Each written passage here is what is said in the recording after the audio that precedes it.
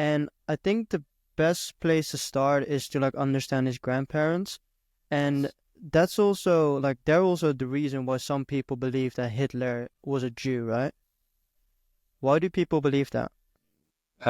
They believe that because they don't know what happened with his grandparents, and they do know what they said in the 20s, and that's about 40, 50 years later.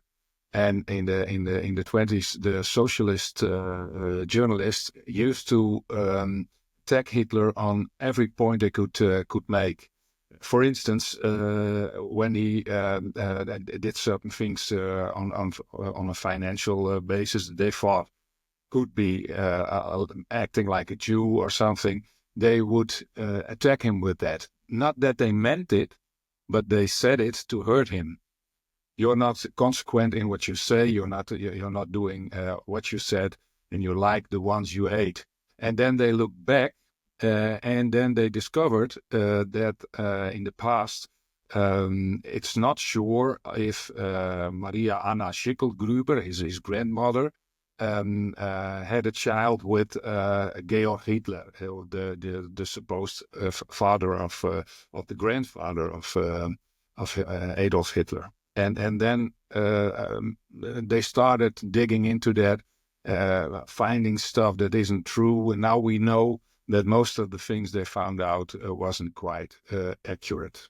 Hmm. So, who do they believe that their grandfather actually is? Or do they have no clue?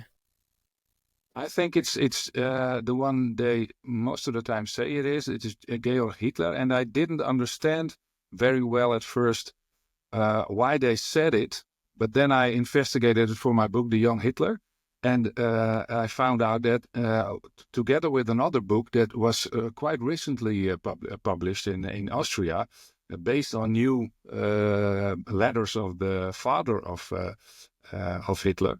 Well, I found out that there isn't really a discussion about who is the father. Yeah, there is a discussion because his name was not on the birth certificate, so there is a problem there. And but in the house where Maria Anna, the grandmother of Adolf Hitler, used to live with a guy named Georg Hitler, together with her father, and used to live there for years. So it's very likely that this guy was the father of Alois Hitler, the father of Adolf. Yeah, that seems like the most likely option. And Yes. back then, Hitler was spelled differently, right?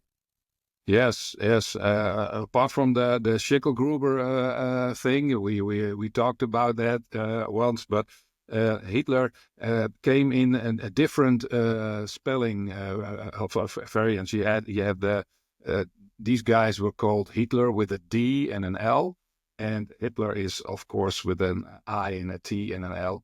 But there are also variants in the neighborhood. You spell with a U with a umlaut on it. And it means something like small farm, a small a guy that has sheep, like a farmer, but a small one. So that's what it meant. And is it true that Hitler was happy that his name was spelled wrong?